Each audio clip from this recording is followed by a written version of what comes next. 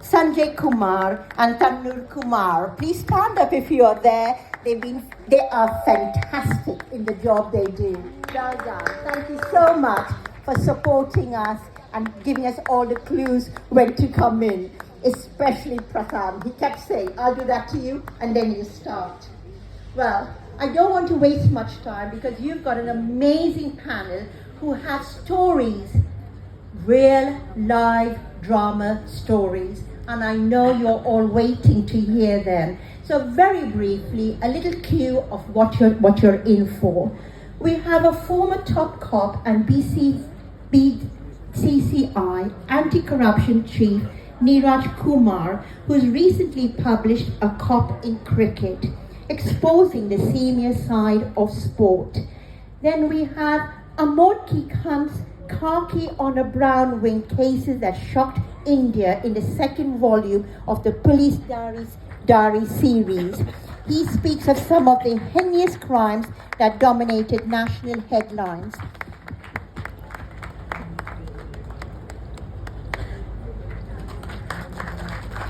And I'd like to invite Miran Chadha-Burwanka, who has recently written a memoir of Madam Kamisha and a candid account of her 36 years in Indian law. Well done to have a policewoman on stage in our panel with us. Big hand, a round of applause for our three speakers. And without much ado, I'd like to invite Vikas Swarup, who was a former diplomat and best-selling author who gained global recognition with his debut novel, Q&A, and I don't have to say any more, that was made into an Oscar-winning film, Slumdog Millionaire. Give my panel a big round of applause. Well, audience, I could still go on introducing, telling you more about the bio of our panel, or thumbs up if you want to hear them speak straight away. You all know a lot about their background, and I am looking forward to hearing about them because my son is interested in real life police drama. Thank you very much to the panel. Thank you. Well, I'm delighted to welcome you all to this very special and unique session. You know, as I was walking to the Mughal tent, I was accosted by a book lover. I thought he'd ask for my autograph, but he had a grouse. He said, "What is this with you foreign service guys? All of you are just writing books." I saw at least half a dozen of you floating around the Jaipur Literature Festival. I corrected him, I said, it's not half a dozen, there's 18 of us. But then I said, please come to this session. And you will see that the IFS gets an unfair rap. There are lots of police officers also who have written their memoirs, and I'm very privileged to have three of them sitting here with me, Mr. Amod K, Mr. Neeraj Kumar, and Dr. Miran Borwankar. So thank you very much for agreeing to come to this session. And I think, you know, all three of your books are very interesting books in which you have delved into not only cases that you have handled in your careers, but also the complexities of the legal, judicial, and criminal justice system that you have encountered.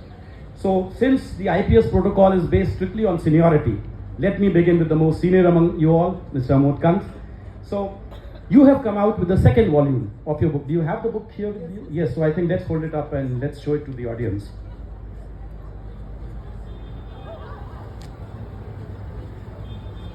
That's the second book. Yes. So this is the book that he has come out with. It's called Khaki on Broken Wings. Now this is a book in which you attempt to explain the predicament of the police while functioning within India's extremely complex criminal justice system. So tell me, which are the parts of the system which are truly broken? Well, I think the Khaki on Broken Wings is a sequel to the first one, as we have mentioned already, Khaki in Dusty Storm.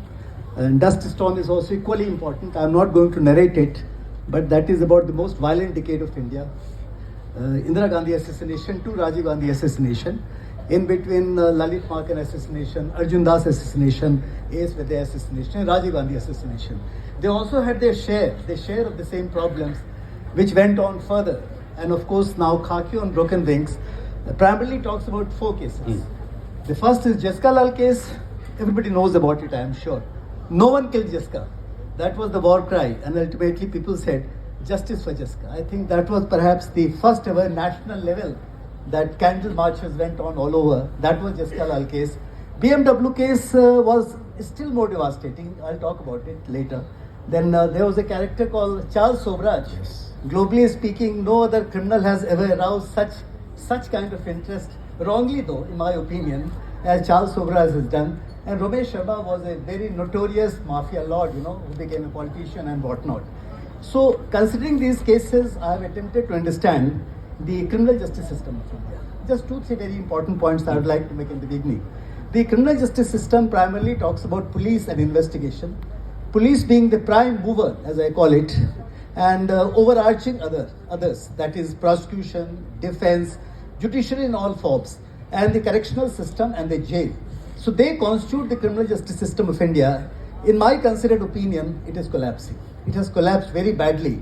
76% of the people in jails being only under trial prisoners, all right?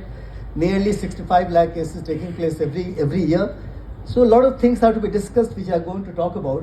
One very important point I would like to say right in the beginning, that truth is being distorted all over.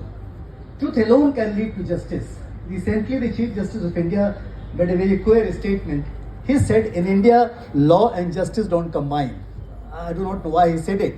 But then how can you reach the justice without truth? In my considered opinion, truth and truth alone succeeds ultimately. That's exactly I have tried to do in this book. We'll discuss later. Thank you very much.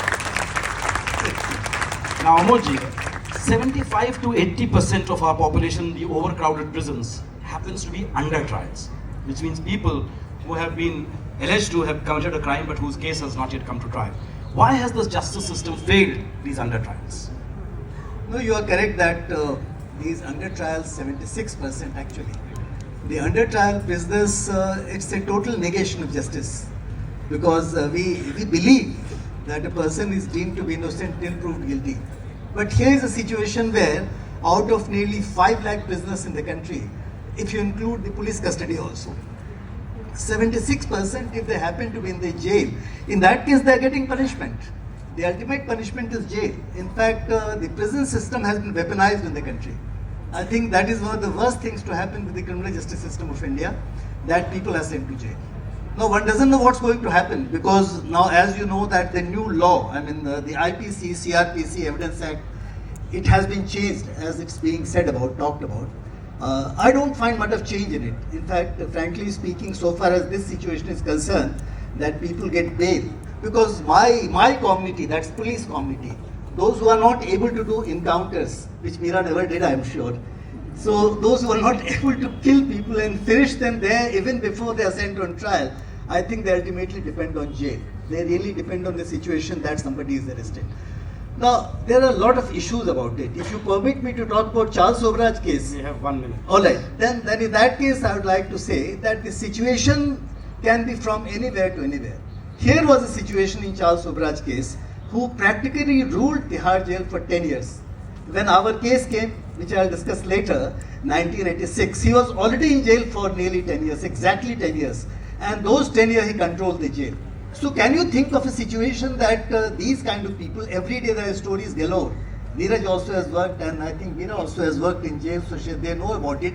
My domain was investigation. So the point remains that a lot of things are absolutely wrong in jails. One doesn't know where to start and where to end. Neeraj. I entirely agree. Now, Amodji, you have been portrayed by the actor Adil Hussain in the film Mayor Charles, in which Randeep Huda plays, I think, Charles Sobraj. So what was your experience with working with these filmmakers, and how close was this film to the truth? Because you handled the Charles Sobraj case. I think nearly 80% of the investigation and the charge sheet which was given to them, actually, they attempted to follow the charge sheet. And then, so it was truthful. By and large, 80% the story was truthful. And that is precisely why they had to name me as Amod, whatever I was, Joint Police Commissioner, Deputy Police Commissioner then. And then, of course, Charles Sobraj was there. And my experience has been pretty good. In fact, both Adil, who portrayed me, and Randeep Huda, who portrayed Charles, they are absolutely wonderful actors. And not only they, I think the director and the producers also did a good job in it. And they wanted to picturized the whole thing in a truthful manner. And as I said in the beginning, that truth must prevail, so it has prevailed in this case also. Now coming back to, since it's a Charles Sovraj case, I would like to say that it was a very interesting investigation. I think no other criminal has occupied the public imagination. The only thing I found absolutely, he was disgusting. It smelled very badly. That's why I kept him there. I never allowed him to sit next to me for that reason. And of course, the investigation was done very well. One of his... Despite his bad body odor, he attracted a lot of women. Oh, I didn't want to say it. You said it. you said it. You said it, and I'm really surprised by. Nearly 20 to 25, I think the women coming from about 10 countries of India, where he befriended them and their friends and all that, and he killed them mercilessly.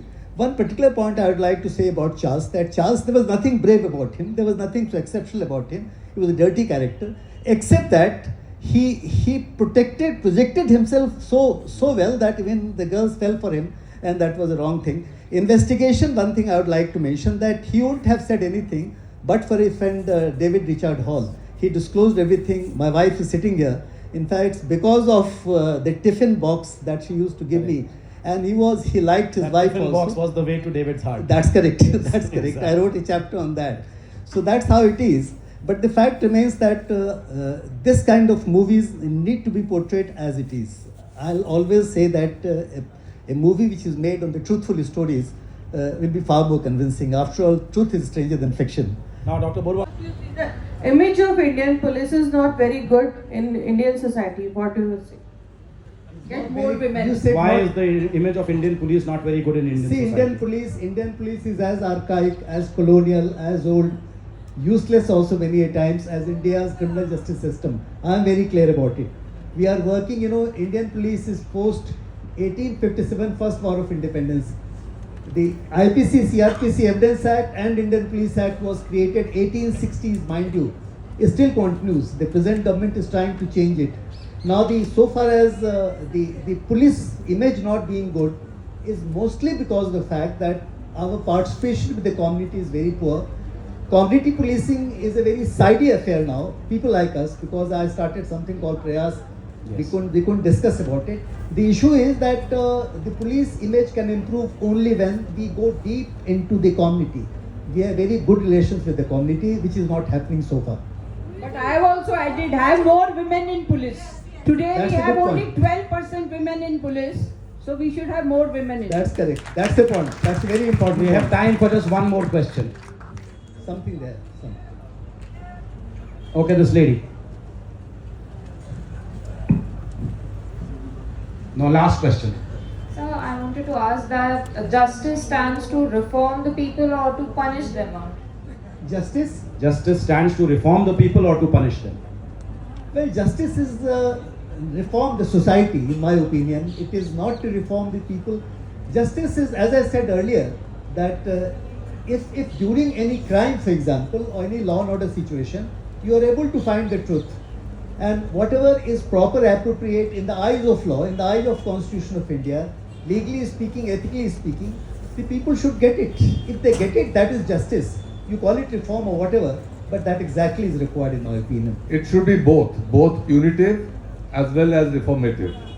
Meeraji, you have been in charge of the prison services as well. Yeah, I agree with sir, both, but we will realize the objective of this session if all of you take more interest in the criminal justice system and the trials to start and finish within a framework of 1 or 2 years. Not like that young girl, 8 years old, raped in a Maruti car, getting justice after 11 years. So thank you very much. I'm afraid we have run out of time.